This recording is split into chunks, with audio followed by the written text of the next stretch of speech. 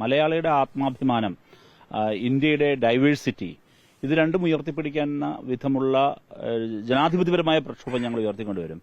കേരളത്തോടും south ഇന്ത്യയോടും ഒക്കെയുള്ള BJPയുടെ നികൃഷ്ടമായ മനോഭാവം തികട്ടിപ്പുറത്തു വന്നതാണ്. എന്നാൽ സംഘപരിവാറിനെ സംബന്ധിച്ച് അതല്ല. തുടർച്ചയായി മാപ്പെഴുതി കൊടുത്ത് ബ്രിട്ടീഷുകാരുടെ എല്ലാ തരത്തിലുള്ള കീഴടങ്ങൾ ബ്രിട്ടീഷുകാരോട് നടത്തിയ ചരിത്രമാണ് അവർക്കുള്ളത്. പക്ഷെ ദൗർഭാഗ്യവശാൽ ഡൽഹിയിലുള്ള ശ്രീ അമിത്ഷാ, പാർലമെന്റിൽ പലപ്പോഴും വന്നുപോകാറുള്ള അമിത്ഷാ പാർലമെന്റ് യോഗത്തിനുള്ളിൽ, പാർലമെന്റ് ഹാളിനുള്ളിലേക്ക് കയറി വരുന്നില്ല. ശ്രീ വി ഡി സതീശന്റെ ഉത്തരവാദിത്തപ്പെട്ട ചുമതല കൊടുത്തയാളെ ശ്രീ രമേശ് ചെന്നിത്തലയുടെ ആഭ്യന്തര വകുപ്പ് പിടിക്കുകയും ചെയ്യുകയാണ്. രാജ്യസഭയിൽ കഴിഞ്ഞ ദിവസം BJP MP സുഷ്മിതാ ദേവിന്റെ ഭാഗത്തുനിന്നുണ്ടായ ലുങ്കിവാല പരാമർശം വലിയ തരത്തിൽ വിവാദം ആയിട്ടുണ്ട്. കേരളത്തെയും ഒപ്പം തെക്കേ ഇന്ത്യയൊക്കെ അവമാനിക്കുന്ന പരാമർശമാണ് ഉണ്ടായത്. വലിയ വിമർശനമാണ് ഇടത് എംപിമാർ, CPM എംപിമാർക്ക് ആവശ്യത്തിൽ ഉന്നയിച്ചത്. നമുക്കൊപ്പം റഹീം MP ഉണ്ട്. വലിയ തരത്തിലുള്ളൊരു പ്രകോപനം ഉണ്ടാകുന്ന പരാമർശം, ഒപ്പം തെക്കേ ഇന്ത്യയൊക്കെ അവമാനിക്കുന്നു പറയാം. എങ്ങനെയാണ് ഈ ആവശ്യം ടേക്കപ്പ് ചെയ്യാൻ പോകുന്നത്? ഞങ്ങളത് ശക്തമായി തന്നെ പാർലമെന്റിനുള്ളിലും പാർലമെന്റ് പുറത്തും ഈ വിഷയം ഉന്നയിക്കും. ഒരു വിട്ടുവീഴ്ചയും ഉണ്ടാകില്ല. മലയാളിയുടെ ആത്മാഭിമാനം, ഇന്ത്യയുടെ ഡൈവേഴ്സിറ്റി, ഇത് രണ്ടും ഉയർത്തിപ്പിടിക്കുന്ന വിധമുള്ള ജനാധിപത്യപരമായ പ്രക്ഷോഭം ഞങ്ങൾ ഉയർത്തിക്കൊണ്ടുവരും. ഇതിൽ കാണേണ്ട ഏറ്റവും പ്രധാനപ്പെട്ട ഒരു കാര്യം, ഇതിനകം തന്നെ സഖാവ് ജോൺ ബ്രിട്ടാസ് പ്രിവിലേജ് നോട്ടീസ് നൽകിയിട്ടുണ്ട്. ആ നോട്ടീസിന്മേൽ ചെയർ ഇന്ന് എന്ത് നിലപാടാണ് എടുക്കുന്നത് എന്ന് ഞങ്ങൾക്കറിയാൻ കൗതുകമുണ്ട്. അതിനോട് എങ്ങനെയാണ് ട്രഷറി ബെഞ്ച് പ്രതികരിക്കുക എന്നതും ഞങ്ങൾ കൗതുകത്തോടെ നോക്കുകയാണ്. ഇതിനകം തന്നെ ഈ സംഭവം അറിഞ്ഞുടനെ തന്നെ നോർത്ത് ഇന്ത്യയെന്നോ സൗത്ത് ഇന്ത്യയെന്നോ വ്യത്യാസമില്ലാതെ BJP ഇതര രാഷ്ട്രീയത്തിൽപ്പെട്ട ഏതാണ്ട് എല്ലാവരും ഞങ്ങൾക്ക് അനുകൂലമായൊരു സെന്റിമെന്റ്സ് പ്രകടിപ്പിച്ചിട്ടുണ്ട്. അപ്പോൾ അതെല്ലാം ഇന്ന് സഭയിൽ റിഫ്ലക്ട് ചെയ്യുമെന്നാണ് ഞങ്ങൾ പ്രതീക്ഷിക്കുന്നത്. ഇത് BJPയുടെ വികൃത മുഖം ഒരിക്കൽ കൂടി വ്യക്തമാക്കുന്നതാണ്. കേരളത്തോടും സൗത്ത് ഇന്ത്യയോടും ഒക്കെയുള്ള BJPയുടെ നികൃഷ്ടമായ മനോഭാവം തികട്ടിപ്പുറത്തു വന്നതാണ്. ഇത് ഏറെക്കാലമായി ഇത്തരത്തിലുള്ള ചില പ്രയോഗങ്ങൾ, മദ്രാസി എന്ന് വിളിക്കുക, ലുങ്കിവാല എന്ന് വിളിക്കുക, ഇതെല്ലാം തന്നെ ഒരു ഇന്ത്യ എന്ന ഏകത്വത്തെ ഇല്ലാതാക്കി കളയുന്നതാണ്. നമ്മുടെ യൂണിറ്റി ഇൻ ഡൈവേഴ്സിറ്റി എന്ന് നമ്മൾ പറയുമല്ലോ, വ്യത്യസ്തതകളുടെ ഏകത്വമാണ് ഇന്ത്യ. അതിനെ ഒരിക്കലും RSSും BJP അംഗീകരിക്കുന്നില്ല എന്നുള്ളതാണ്. അപ്പോൾ അതിനെതിരായിട്ടുള്ള, സൗത്ത് ഇന്ത്യക്കെതിരായിട്ടുള്ള നികൃഷ്ടമായ ഇത്തരത്തിലുള്ള ക്യാമ്പയിനുകൾ, വിദ്വേഷ ക്യാമ്പയിനുകൾ അതിശക്തമായി കുറെ കാലമായി ഇവർ നടത്തി വരുന്നതാണ്. അതിന്റെ ഭാഗമായിട്ടുള്ള ഒരു ടേമാണ് ഈ പറയുന്ന വളരെ മോശപ്പെട്ടൊരു പദപ്രയോഗമാണ് ഈ ലുങ്കിവാല എന്ന് പറയുന്ന പ്രയോഗം. മദ്രാസി എന്നുള്ള പ്രയോഗം നമുക്കറിയാം. പിന്നെ ഇങ്ങനെയുള്ള നിരവധി പ്രയോഗങ്ങളുണ്ട്. നമുക്കൊരിക്കലും പരിഷ്കൃത സമൂഹത്തിന് യോജിക്കാത്തതാണിത്. ഇന്ത്യ എന്ന യൂണിറ്റി ഇൻ ഡൈവേഴ്സിറ്റി എന്ന് പറയുന്ന ആശയത്തിന് പൂർണ്ണമായും എതിരാണ് ഈ പറയുന്ന. എങ്ങനെയായിരിക്കും പാർലമെന്റിൽ ഈ വിഷയം ഉന്നയിക്കാൻ പോകുന്നത്? പാർലമെന്റിൽ അതിശക്തമായി ഈ പ്രശ്നം പ്രിവിലേജ് നോട്ടീസ് കൊടുത്തിട്ടുണ്ടല്ലോ. പ്രിവിലേജ് നോട്ടീസിന്റെ പശ്ചാത്തലത്തിൽ ഞങ്ങൾ ഇന്ന് വീണ്ടും പാർലമെന്റ് ഉന്നയിക്കും. ഞാൻ പറഞ്ഞല്ലോ, പ്രിവിലേജ് നോട്ടീസ് സാധാരണ കൊടുത്തു കഴിഞ്ഞാൽ എങ്ങനെയാണ് ആ പ്രിവിലേജ് നോട്ടീസിനോട് ചെയർ പ്രതികരിക്കുക എന്നുള്ളത് വളരെ പ്രസക്തമായൊരു കാര്യമാണ്. ചെയർ ഡെമോക്രാറ്റിക്കായി ഇക്കാര്യത്തിൽ പ്രതികരിക്കുമെന്നാണ് ഞങ്ങൾ പ്രതീക്ഷിക്കുന്നത്. ദിവസം ഈ കമ്മ്യൂണിസ്റ്റ് വിരുദ്ധരെന്ന അല്ലെങ്കിൽ കമ്മ്യൂണിസ്റ്റുകാർക്കെതിരായ ഒരു പരാമർശം നിർമ്മലാ സീതാരാമന്റെ ഭാഗത്തുനിന്ന് ഉണ്ടായിട്ട് അതിപ്പോ എക്സ്പെൻഡ് ചെയ്തിട്ടുണ്ടെന്ന് വിവരം വരുന്നുണ്ട്. അതെ, തീർച്ചയായിട്ടും അത് യഥാർത്ഥത്തിലൊരു പൊളിറ്റിക്കൽ റിമാർക്ക് എന്ന് പറയാം. ആ പൊളിറ്റിക്കൽ റിമാർക്കിനെ അത് അവാസ്തവമായ കാര്യം, ചരിത്രവുമായി നീതി പുലർത്താത്ത കാര്യമാണ് അദ്ദേഹം പറഞ്ഞത്. ഒരു കമ്മ്യൂണിസ്റ്റുകാരും ഇന്ത്യയിൽ ഒരിടത്തും സ്വാതന്ത്ര്യ സമര ചരിത്രത്തിലോ അതിനുശേഷം വന്ന അടിയന്തരാവസ്ഥയുടെ ഇരുണ്ട കാലത്തിലോ ഒരിക്കൽ പൊരുതി നിന്നതല്ലാതെ ഇവരുടെയും മാപ്പെഴുതി കൊടുത്ത ചരിത്രം ഇന്ത്യയുടെ കമ്മ്യൂണിസ്റ്റ് പാർട്ടിയുടെ ചരിത്രത്തിലില്ല. അതാണ് വസ്തുത. എന്നാൽ സംഘപരിവാറിനെ സംബന്ധിച്ച് അതല്ല. തുടർച്ചയായി മാപ്പെഴുതി കൊടുത്ത് ബ്രിട്ടീഷുകാരുടെ എല്ലാ തരത്തിലുള്ള കീഴടങ്ങൾ ബ്രിട്ടീഷുകാരോട് നടത്തിയ ചരിത്രമാണ് അവർക്കുള്ളത്. അത് പലപ്പോഴായിട്ട് അവർ ഉന്നയിക്കുന്നത്. അതിന് വളരെ അതിശക്തമായി തന്നെ രാഷ്ട്രീയമായി നമുക്ക് നേരിടാൻ കഴിയും. ഞങ്ങൾക്ക് ആത്മവിശ്വാസമുണ്ട്. പക്ഷെ ഇത് വേറൊരു തരത്തിലാണ് നിൽക്കുന്നത്. രണ്ട് തരത്തിലാണ് കാണേണ്ടത്. ഇതിന് കാണേണ്ട ഒരു പ്രധാനപ്പെട്ട കാര്യം, ലുങ്കിവാല പരാമർശത്തെ കാണേണ്ട ഒരു കാര്യം, പാർലമെന്റിനുള്ളിൽ ഒരു എംപിക്കു നേരെ ഈ അധിക്ഷേപ പരാമർശം ഒരു BJP MP നടത്തിയെങ്കിൽ ഇന്ത്യയിലെ വ്യത്യസ്ത സംസ്ഥാനങ്ങളിൽ മലയാളികളും അതോടൊപ്പം തന്നെ സൗത്ത് ഇന്ത്യൻസുമായ ആളുകൾ പലതരത്തിലുള്ള വിവേചനം ഇപ്പോഴും അനുഭവിക്കുന്നു എന്നതിന്റെ വ്യക്തമായ ഉദാഹരണമാണത്. ഇതാണ് അതിൽ കാണേണ്ട കാര്യം. ഇത് പൊളിറ്റിക്കലി നമ്മൾ മാത്രമല്ല അതിനെ രാഷ്ട്രീയമായും അതോടൊപ്പം തന്നെ സാമൂഹ്യമായും ഒരു വലിയ പ്രശ്നമാണിത്. മലയാളികളെ സംബന്ധിച്ചിടത്തോളം ലോകത്തെല്ലായിടത്തും ഉള്ളവരാണ് മലയാളികൾ. ഇന്ത്യയിൽ എല്ലായിടത്തും മലയാളി സാന്നിധ്യം സജീവമാണ്. അപ്പൊ അവരോട് ഈ പറയുന്ന സമീപനമാണ് മനസ്സിലുള്ളതാണല്ലോ ഈ പുറത്തു വരുന്നത്. അപ്പൊ ആ സമീപനം തികട്ടി പുറത്തു വന്നു എന്നുള്ളതാണ്. അതൊരു വലിയ ഗൗരവമുള്ളൊരു പ്രശ്നമാണ്.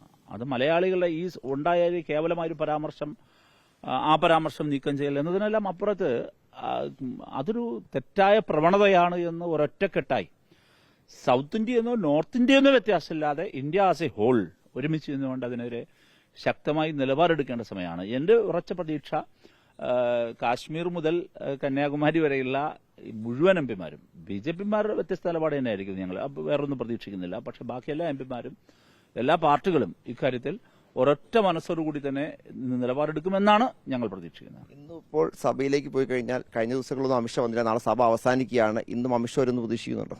ഈ ഒരു പ്രതീക്ഷയും വെച്ചു പുലർത്താൻ കഴിയില്ല. ഇതുവരെ അദ്ദേഹം വന്നില്ല. എന്തുകൊണ്ടാണ് വരാത്തതെന്ന് ചോദിച്ചാൽ ജനാധിപത്യത്തോട് പരമപുച്ഛമായതുകൊണ്ടാണ് അവർ വരാത്തത്. ഇങ്ങനെയാണ് ഇവർക്ക് ജനാധിപത്യത്തോടുള്ള ആറ്റിറ്റ്യൂഡ്. പ്രകടനപരത മാത്രമാണ്. അവരിങ്ങനെ പാർലമെന്റിൽ ആദ്യം നരേന്ദ്രമോദി വന്ന് പാർലമെന്റ് തൊട്ടു ചുംബിച്ചു എന്നെല്ലാം പറയുന്നല്ലാതെ ഒരു വശത്ത് മദർ ഓഫ് ഡെമോക്രസി എന്ന് പറയുക, മറുവശത്ത് ജനാധിപത്യത്തിനെ പൂർണ്ണമായി ഇല്ലാതാക്കുക. ജനാധിപത്യത്തോട് പരമപുച്ഛം. പാർലമെന്റിനുള്ളിൽ ഒരു തരത്തിലുമുള്ള ചർച്ചകളെ അവർ പ്രോത്സാഹിപ്പിക്കുന്നില്ല. വലിയ പ്രതിഷേധമായിരിക്കും ആ വിഷയത്തിൽ. തീർച്ചയായിട്ടും ആ പ്രതിഷേധം ഇന്ത്യ ബ്ലോക്ക് പൊതുവിൽ തുടരുക തന്നെ ചെയ്യും. ഞങ്ങൾക്കിപ്പോ ഇന്ത്യ ബ്ലോക്ക് വളരെ ശരിയായൊരു അഭിപ്രായമാണ് ജനങ്ങൾക്ക് വേണ്ടി മുന്നോട്ട് വെച്ചിട്ടുള്ളത്. വേരീസ് അമിത്ഷാ. അമിത്ഷാ പാർലമെന്റിനുള്ളിൽ വരണം. അദ്ദേഹം ചോദ്യങ്ങളെ അഭിമുഖീകരിക്കണം. അദ്ദേഹം ചർച്ചയിൽ പങ്കെടുക്കണം. ഞങ്ങൾ ചർച്ചയ്ക്ക് തയ്യാറാണ്. ഇതാണ് പ്രതിപക്ഷം പറഞ്ഞത്. പക്ഷേ ദൗർഭാഗ്യവശാൽ ഡൽഹിയിലുള്ള ശ്രീ അമിത്ഷാ, പാർലമെന്റിൽ പലപ്പോഴും വന്നുപോകാറുള്ള അമിത്ഷാ പാർലമെന്റ് യോഗത്തിനുള്ളിൽ പാർലമെന്റ് ഹാളിനുള്ളിലേക്ക് കയറി വരുന്നില്ല. രണ്ട് ഹൌസിലും വരുന്നില്ല. ഇത് ജനാധിപത്യത്തിലുള്ള ധിക്കാരാണ്.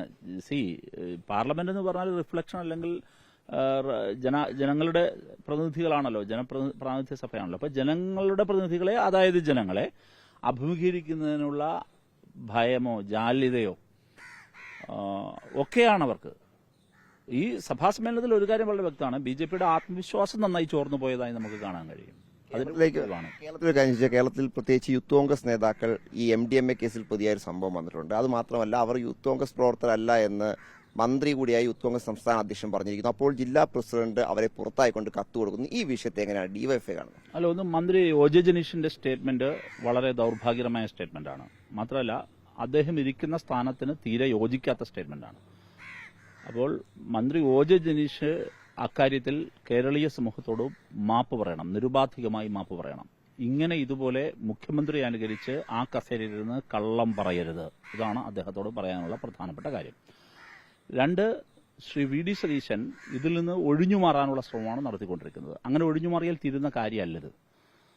അപ്പോൾ ശ്രീ V.D. സതീശന്റെ വളരെ പ്രധാനപ്പെട്ട ഏറ്റവും അടുപ്പക്കാരെന്ന് വളരെ വ്യക്തമായി കഴിഞ്ഞു. അടുപ്പക്കാർ വിച്ച് മീൻസ് അദ്ദേഹം ഉത്തരവാദിത്തങ്ങൾ ഏൽപ്പിച്ചിരുന്നയാൾ. അപ്പോൾ അദ്ദേഹത്തിന് സൗഹൃദമോ ബന്ധമോ അദ്ദേഹത്തിന്റെ ബന്ധുത്വത്തിലോ ഉണ്ട് എന്നുള്ളതല്ല. അദ്ദേഹം തുടർച്ചയായി ഉത്തരവാദിത്തങ്ങൾ ഏൽപ്പിച്ചിരുന്ന ഒരാളെയാണ് ഇങ്ങനെ ഒരു ടീമിനെയാണ് പിടിക്കപ്പെട്ടു എന്ന് മനസ്സിലാക്കുന്നത്. അവർ കോൺഗ്രസിൽ ഉത്തരവാദിത്തമുണ്ട്. അത് സംബന്ധിച്ച് തുറന്നു പറയാൻ തയ്യാറാവണം. അതൊരു ക്ലാരിറ്റി വേണമല്ലോ. മുഖ്യമന്ത്രി ക്ലാരിറ്റി തരുന്നില്ല, വകുപ്പ് മന്ത്രി ക്ലാരിറ്റി തരുന്നില്ല. അത് മാത്രമല്ല, സമൂഹത്തെ തെറ്റിദ്ധരിപ്പിക്കാൻ ശ്രമിക്കുന്നു. അപ്പൊ ഇത് ഒട്ടും ശരിയായ കാര്യമല്ല. ഒന്ന്, ഇത്തരക്കാരെങ്ങനെയാണ് ഇവരുടെ ഏറ്റവും ഉത്തരവാദിത്തങ്ങൾ ഏൽപ്പിക്കപ്പെടുന്ന അടുപ്പക്കാരായി മാറുന്നത്? ഇനിയും ഇങ്ങനെയുണ്ടോ? ഇതൊരു വളരെ പ്രസക്തമായ ചോദ്യം. രണ്ട്, അതിനേക്കാൾ ആശങ്കകരമായൊരു കാര്യം, ഇങ്ങനൊരു സംഭവം ഉണ്ടായിക്കഴിഞ്ഞപ്പോൾ ഒഴിഞ്ഞുമാറില്ലല്ലോ. മുഖ്യമന്ത്രിയുടെ ഓഫീസ് ഇത് സംബന്ധിച്ച് ക്ലാരിറ്റി തരണ്ടേ? പക്ഷേ ഇന്നലെ മുഖ്യമന്ത്രിയും ഇതിൽ നിന്ന് വളരെ ഒഴിഞ്ഞുമാറുന്ന ലാഘവത്തോടെ കാണുകയാണ്. വകുപ്പ് മന്ത്രി, യുവജനകാര്യ വകുപ്പ് മന്ത്രിയാണെങ്കിൽ നേരെ തിരിച്ച് കള്ളം പറയുകയാണ്. ഇതൊക്കെ അങ്ങേറ്റത്തെ നിരുത്തരവാദപരമായ സമീപനമാണ്. പിന്നെ വളരെ പ്രസക്തമായ ഒരു പൊളിറ്റിക്കലായ ഒരു കാര്യമുണ്ട്. ശ്രീ V.D. സതീശന്റെ ഉത്തരവാദിത്തപ്പെട്ട ചുമതല കൊടുത്തയാളെ ശ്രീ രമേശ് ചെന്നിത്തലയുടെ ആഭ്യന്തര വകുപ്പ് പിടിക്കുകയും ചെയ്യുകയാണ്. അപ്പൊ ഇത്തരത്തിലുള്ള ഒരുപാട് ഘടകങ്ങളുണ്ട് അതിനകത്ത്. ഞാൻ അതിന്റെ മറ്റു വിശദാംശങ്ങളിലേക്ക് പോകുന്നില്ല. മയക്കുമരുന്നിനെതിരായ പോരാട്ടം നമ്മൾ ആ നിലയിൽ തന്നെ കാണേണ്ട ഒരു കാര്യമാണ്. അപ്പൊ എങ്ങനെ ഇത്തരക്കാർ അവിടെ ഇവരുടെ ഉത്തരവാദിത്തപ്പെട്ട സ്ഥാനങ്ങളിലേക്ക് വന്നു എന്ന് പരിശോധിക്കപ്പെടേണ്ടതാണ്. ഒരു വശത്ത് ഓപ്പറേഷൻ തൂഫാനൊക്കെ പോകുമ്പോഴും കോൺഗ്രസിന്റെ, അതായത് പ്രചരിപ്പിക്കുന്ന പാർട്ടിയുടെ തന്നെ നേതാക്കൾ ഇത്തരത്തിൽ ലഹരിയെ തടുക്കണമെന്ന് പ്രചരിപ്പിക്കുന്ന പാർട്ടി നേതാക്കൾ തന്നെ ഇത്തരത്തിൽ അറസ്റ്റ് ആവുന്ന സാഹചര്യം കൂടിയുണ്ട്. അതെ, തീർച്ചയായിട്ടും അത് അവരുടെ ഇരട്ടത്താപ്പിനെ കൂടുതൽ വ്യക്തമാക്കുന്നതാണ്. അപ്പോൾ അത് ജനം ഇതെല്ലാം മനസ്സിലാക്കുമെന്നാണ് പറയാനുള്ളത്. ഇത്തരം പൊളിറ്റിക്കൽ മൊറാലിറ്റി എന്ന് പറയുന്നൊരു പദം അത് വളരെ പ്രസക്തമാണ്. അത് മുഖ്യമന്ത്രിക്ക് ബാധകമാണ്. ശ്രീ O.J. ജനീഷ് എന്ന മിനിസ്റ്റർക്കും അത് ബാധകമാണ്. ആ പൊളിറ്റിക്കൽ മൊറാലിറ്റി ഇല്ല എങ്കിൽ മലയാളി അതിനോട് പ്രതികരിക്കും. മലയാളി വളരെ കൃത്യമായ അക്കൗണ്ടബിലിറ്റി എന്നുള്ളതും പൊളിറ്റിക്കൽ മൊറാലിറ്റിയൊക്കെ വളരെ പ്രസക്തമായ വാക്കുകളാണ് ഇന്നത്തെ കാലത്ത്. അപ്പോൾ അതിനകത്ത് എന്താണെന്ന് വളരെ സുതാര്യമായി പറയാൻ തയ്യാറാകണം. ഇവരെങ്ങനെ ഇതിനകത്ത് വന്നു, ഇവർക്കും ഞാനും തമ്മിലുള്ള അല്ലെങ്കിൽ മുഖ്യമന്ത്രിയും ഇയാൾ തമ്മിലുള്ള ബന്ധം എന്താണ് എന്ന് വളരെ ക്ലാരിറ്റിയോടുകൂടി ജനങ്ങളോട് പറയണ്ടേ. അതിൽ നിന്ന് എന്തിനാണ് മുഖ്യമന്ത്രി ഒളിച്ചോടുന്നത്? അങ്ങനെ മുഖ്യമന്ത്രി കണ്ണടച്ചത് കൊണ്ട് ഇരുട്ടാവില്ലല്ലോ. ഏതാണെങ്കിലും വിവിധ വിഷയങ്ങൾ പ്രതികരിക്കുകയായിരുന്നു A Rahim M P. Video journalist Nandu പേരാമ്പ്രയ്ക്കൊപ്പം റിപ്പോർട്ടർ നോബിൾ മാരിക്കാരൻ, ഇൻ റിപ്പോർട്ടർ, ദില്ലി.